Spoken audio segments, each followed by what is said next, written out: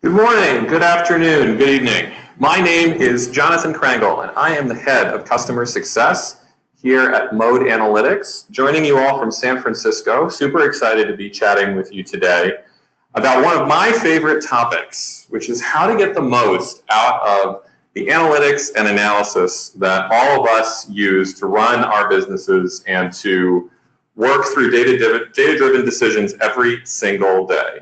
I remember when I was early in my career and I was starting to use these sorts of tools like Mode reports and dashboards and things like that, I was always a little bit afraid I might break the dashboard if I clicked the wrong thing, or afraid that I might misinterpret some data or something like that. So the focus of today's webinar is going to be all about how to use these tools and dashboards within Mode so that you can get the most value out of them while still knowing and trusting and relying that you're getting the right information and that you're able to be a really great partner to the analysts and the specialists that we work with who help us go deeper with that information. All right, so that's me, Jonathan Krangle, like I said. Happy to join you today. Let's talk a little bit about what we're going to be discussing. First, one topic I'd love to really level set around is what it's like to be a really great partner to our analytical friends, right? The folks who are helping us get to the root of this content and make these data-driven decisions. I think one of the things that I've learned in my career is that as business leaders or participants or owners, the better we can be as partners to those analysts, the better they can set us up for success with really good decisions. Once we kind of talk about that, and then we say, well, all right, in order to set ourselves up for that success, we need to ask really good follow-up questions and equip those analysts. We'll talk about how to get those out of Mode reports and out of assets within your analytical tools. We'll talk a little bit about the anatomy of what a Mode report looks like, how you can explore that and go a little bit deeper. Throughout, I'll share some common areas that you might want to watch out for, some pitfalls, things that you might not necessarily want to tweak if you want to maintain the integrity of what you're looking at. And then finally, we'll talk a little bit about what it's like to how you can keep tabs on this data on a go-forward basis so that you can go back to the day-to-day tasks of operating your business in your world and have the system tell you a little bit about what's going on. And then we'll leave a few minutes for a question and answer session. Great, so let's dig into kind of that, what is that really being a great partner to analysts look like? So in my experience, data-driven decisions really are all the same.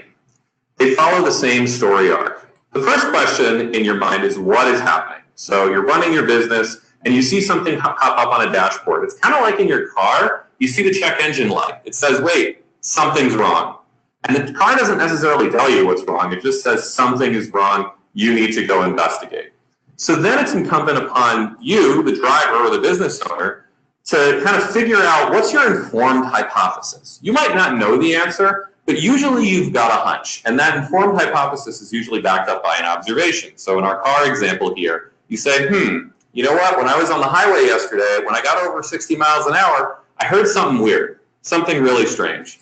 Well, when you go to your mechanic, who's the analyst in this analogy, the specialist to try to help you solve the problem, it's super important to share that piece of information. They might not know that, right? Because they are not sitting in your car every single day. They're not running your business every single day. So you have to share that informed hypothesis with the mechanic. Hey, it might be something in the engines. I'm hearing this noise. What your mechanic then does is takes this information and goes deep and really frames what is an informed decision for you, the owner, to make about what you need to do. Now, hopefully your analyst will give you some really great options and won't charge you an arm and a leg like a mechanic will. But what you can do is you can take that information and move forward and hopefully put this decision behind you. So this is exactly what being a really great partner to analysts looks like, right? Providing that information. What we want to avoid, we've all seen Office Space, right? We want to avoid the manager, or we want to avoid being the person who kind of comes over and says, yeah, if you could like look into that, that would be great, right? The key takeaway here is that really good questions make for really good answers. And that's what's in it for you, the business owner or leader, is that you want the best answers to choose from. And so that's why having the best questions really helps. Great, so let's take a little bit of a moment to dive into Mode itself and see if we can't figure out how to take the assets that we have from our analysts and make the most out of them and really get to those first 2 or 3 follow-up questions. Awesome. So what we have here is a dashboard. This is for a fictional company called Parch and Posey that we use to take a look at various assets within the Mode platform. So the first thing I would encourage you to do is take a step back and let's take a look at the anatomy of kind of what we're looking at right now. So the first thing you can see in the upper left corner, you can see the author. This is the person who put it together for you. So this is probably the right person to talk to if you have deeper questions about it or if you have follow-up questions about it. In this case, one of our customer success data scientists here.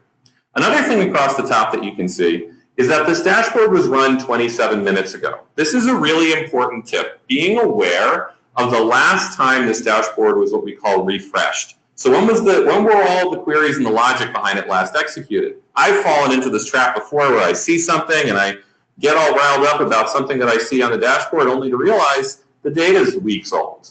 And all I have to do is click this Run Now button and have everything refresh, and then all of a sudden I see, oh, okay, great.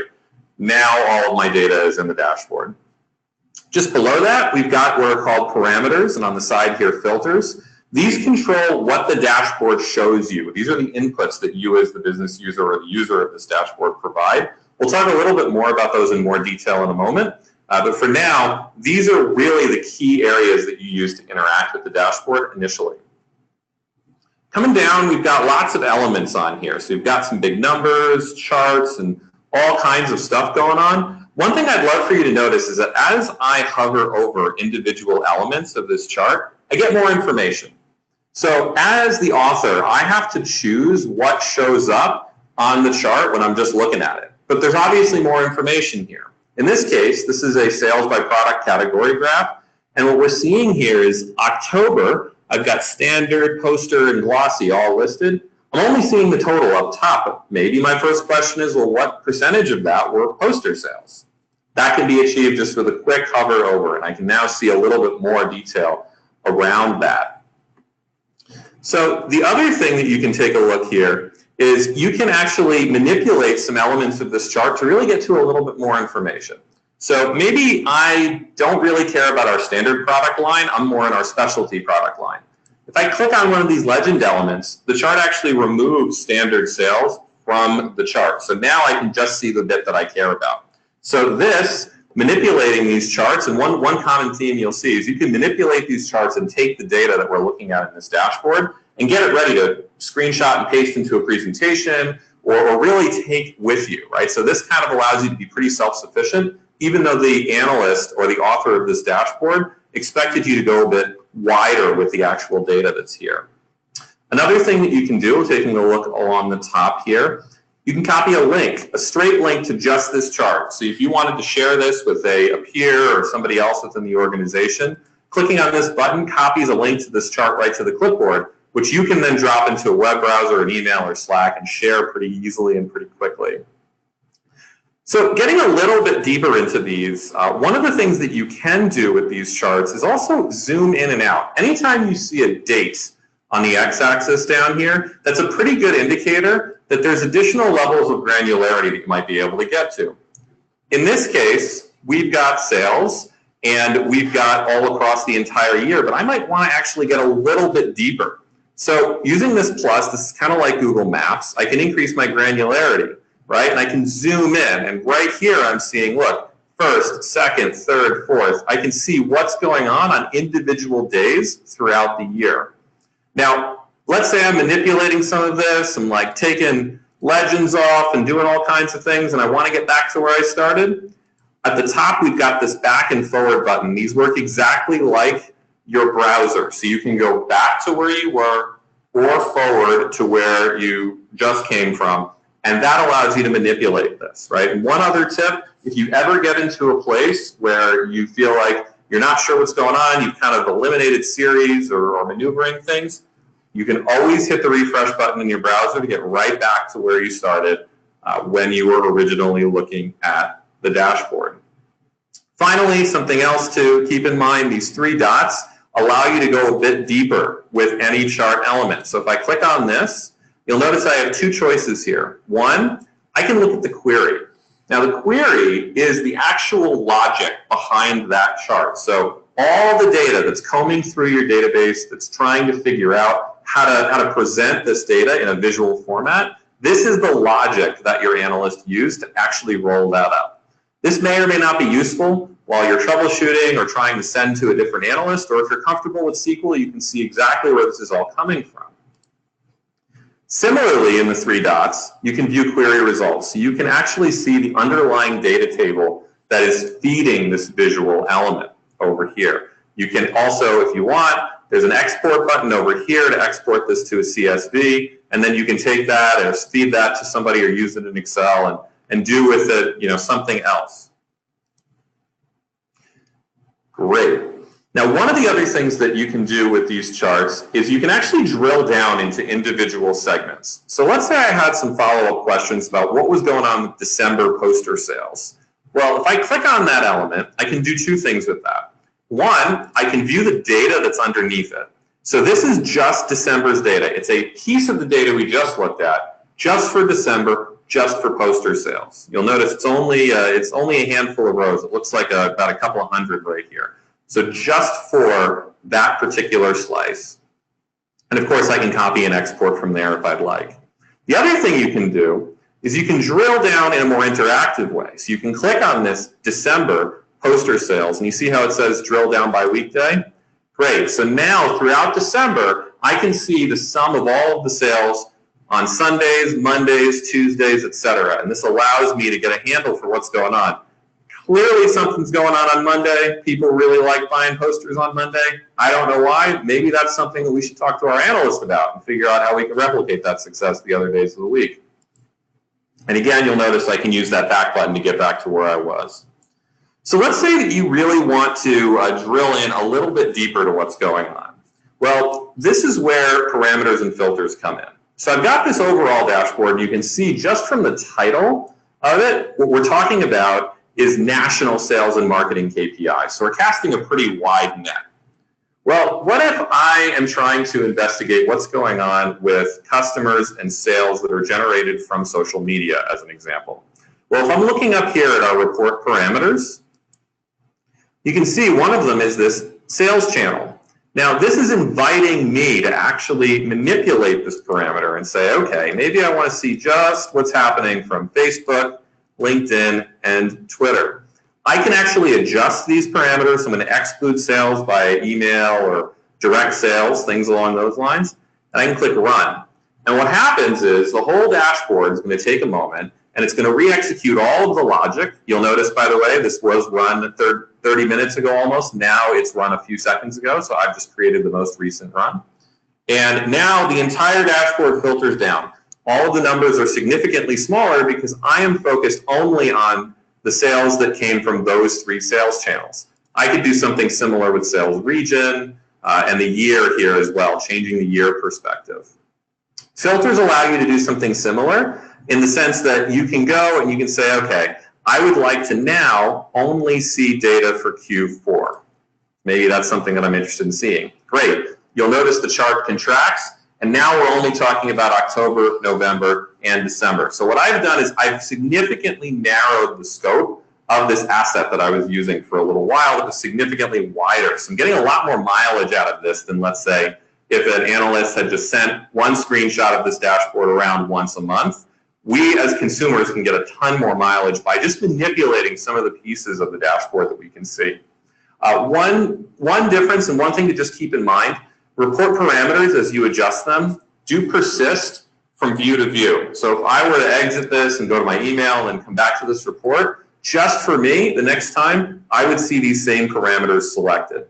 Everything else, these drill downs, the exploration we're about to do in a moment, these filters, those will all be reset. So that allows you to kind of customize the report parameters as necessary and then leave them there so you can revisit this over and over again. One other thing to note is that those customizations, the report parameters and things like that, do not impact other users of this dashboard. So you can feel very safe and secure that you're playing inside your own private sandbox here.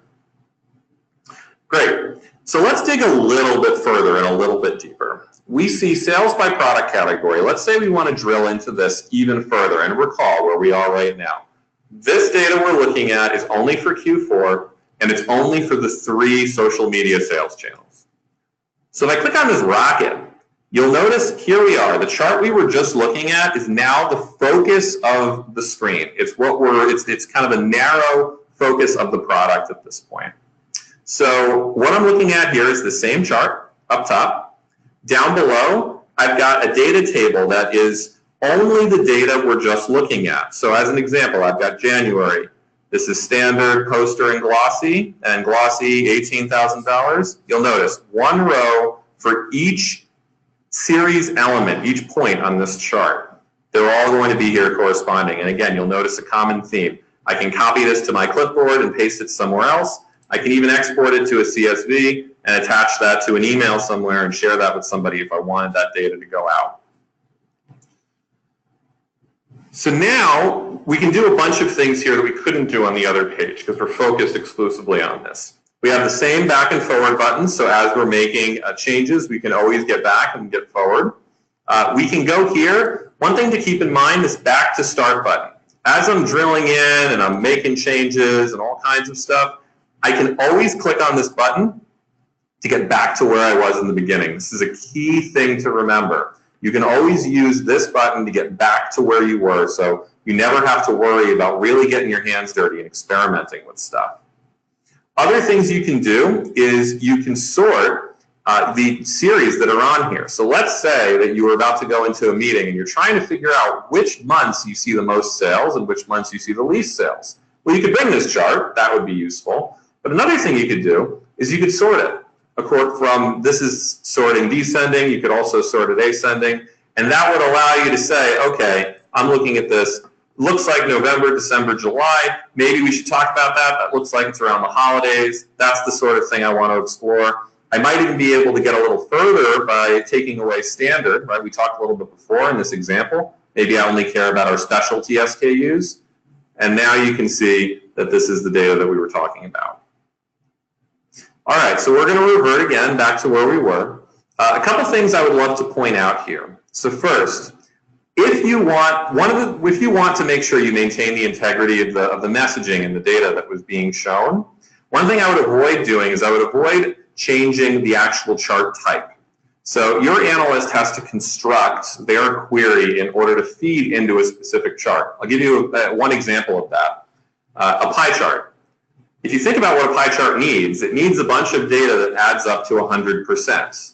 That doesn't necessarily make sense for what a bar chart might need. A bar chart does not show that same sort of data. So if I were to change this from a bar chart to a pie chart, I won't do it. What would happen is the whole thing would say, I don't know what you're talking about, because this data doesn't really match. So I would avoid changing that unless you're comfortable changing the underlying data. What you can do with these drop downs, however, so you'll notice if I click on this little thing over here, well, I can change kind of the zoom level for where the x-axis is. So I can change this to quarterly, or I can even go as far out as a year. In this case, it doesn't really matter because I've only got 2016 data. And down here, you can see a little bit more of the logic about what's going on. So each of these data points, January as an example, standard sales, $21,000, that is the sum of all of the sales for each day in January. So I'm seeing I'm seeing a rolled up data set here. That's what's going on. There are other things that they could do. They could count how many days in January we had sales for. So let's show you the average or something along those lines. Again, these I would be careful with because you want to make sure you're not commingling. You have the same thing in each series. So as an example, if I change this from the sum of standard sales to average, this doesn't make a whole lot of sense because I've got the average of standard sales here, which is I'm selling $1,500 a day, but then I've got a total of $18,000 glossy sold in January. Those are up against next to each other. That doesn't make a lot of sense. So I would make sure that you're being consistent when you're adjusting these pills, or just let them be. One other thing you can do from here is you can add additional filters. So like this. What if I wanted to look at all of this, but only for the West sales region? I can actually grab one of these dimensions and drop it right in here, Say, okay, I only want to see this data for the West. And now my entire dashboard filters, including this data table down at the bottom. And of course, at any point, you can go and export this newly narrowed data set and share it with folks. All right, so let's talk about our last topic today, which is how do you keep tabs on things and make sure that, you know, once you're looking into this dashboard and you've seen it and you've decided that it's useful and it's something you want to monitor, well, how do I see when either it's been updated or there's something that I might want to dig into? A common way to do that is using this subscribe button. So you click on this, and this allows you to create what's called a new schedule. So the question is, when do I want this report to refresh? So clicking that run button to make sure that the data is nice and fresh. Let's say I want this to refresh every day. I want it to refresh in the morning, so before I get in.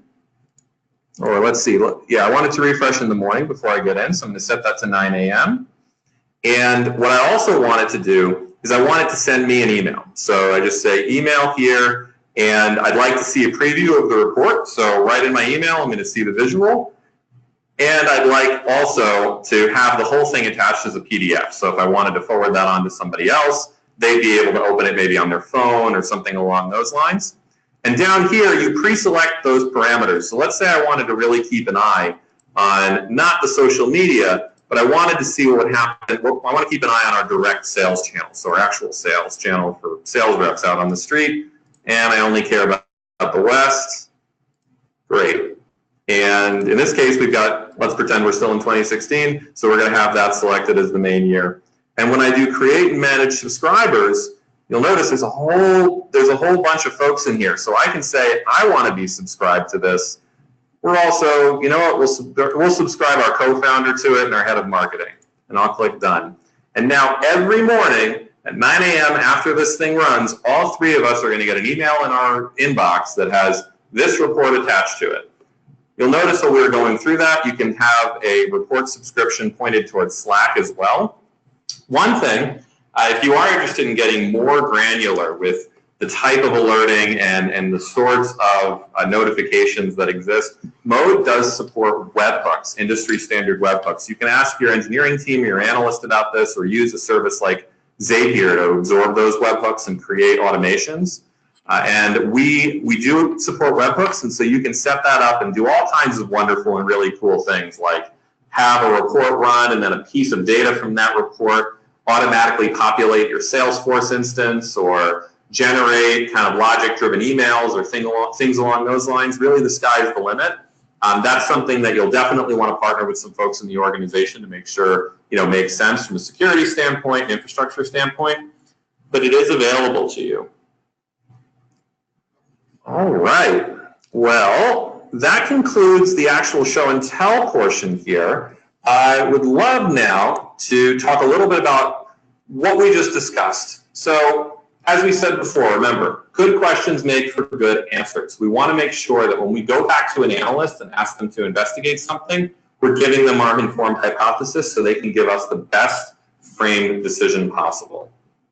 Second, we want to make sure that we can explore without fear. So anything you do, anything that we just discussed, is something that you can absolutely play around in with respect to your Mode reports, and nothing will break. There won't be any challenges. These are all things that you can play around in and really learn more about the data that you're looking at, including parameters and filters, a lot of the drill downs things we looked at.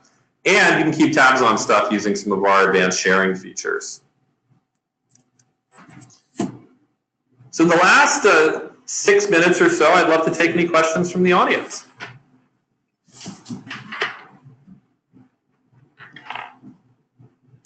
So the first question we've got.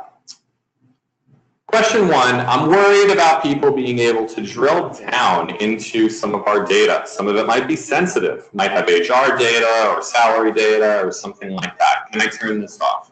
There are a number of ways that we can address this challenge, and it's a really good question because oftentimes we do have data in our databases that's pretty sensitive.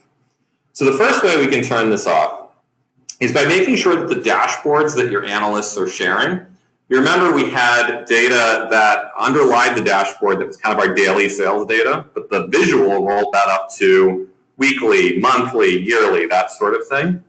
Well, similarly, we could design a dashboard where we've got everybody's salary, let's say, listed. So my salary, I would have a row and it would say Jonathan Krangle and then my salary next to it, et cetera. But that wouldn't be very good from a privacy standpoint. Instead, what we could do is we could have the query itself do the aggregation so that by the time the data hit the dashboard, it didn't say individual names. Instead, what it said was average salary in the customer success department is this. Average salary here is that. That might be less sensitive and something you're willing to share. Maybe not. But it really depends on what the analyst, how the analyst structures the query. So the dashboard can roll things up from the level that the query is structured, and it can't go further down than that. All right, next question. Can I export a chart that I've made by exploring the data on my own? What you can do here is while you're in the expanded view, so there's lots of little toggles inside there, and I'll go back to the screen share for a sec. It's a really good question. So we're diving in to the expanded view. So this is, remember, this is what we were looking at before. While you can't just export this specific chart, you know, let's say I take poster sales off and I add this filter, that sort of thing. The way you can handle that is you can actually use these minimize buttons that allow you to take some of these elements off of the interface. So I can move these over and I can move those over, and now what I've got really is just the chart. So I can use my favorite screenshotting application to just screenshot that bit and then send that on. The other thing that you can do here is you can adjust the color palettes. So your analysts can have set up within your organization. If they're not using them already, they can also set up a series of palettes that allow you to change the whole way the charts and dashboards look to match your specific color scheme. So if I go here, this is a color palette we've got. You can click assign. Ooh, so those are some interesting colors. But you can click assign there, and then all of a sudden that shows up. So can we send the link to a chart to people outside the organization? Great question. You absolutely can, but with a few caveats. So first, that person outside the organization will need to either have a login to your Mode instance, which has its own implications and things along those lines, or that person, or you can use what's called our white label embed product, which eliminates the need for the person to authenticate or to be able to log into Mode to see the chart. But it allows you to share just that chart in a very sanitized, security-focused sandbox with anybody outside the organization. So if you're interested in doing that, definitely an opportunity to talk to your Mode customer success rep about what the options are. It's definitely possible, but we want to make sure that it's being done in a secure way. Let's take a look at what else we've got here. So question number 8, is it possible to build visuals from data frames that live in the Python notebook? Absolutely. That's a really good question. So let's take a look at the same sample report. One thing you'll notice here is that we've got this trial run rate down below. This visualization is a trend line that was actually built using our Python notebook. So if we go to the edit view, when your analyst or the dashboard author is actually working within Python, they can do all kinds of advanced analysis and advanced analytics. You'll see here in the included Python notebook, and any of these output cells, you can actually go and you can place right into the report builder. So in this case, it would say add to report builder if it wasn't already there, but this is that 4th output cell, which is the result of all of these, is being commingled with the rest of the simpler charts and graphs and things that we have. One thing we can definitely do is we can definitely share out content that demos a lot of the things that we just discussed.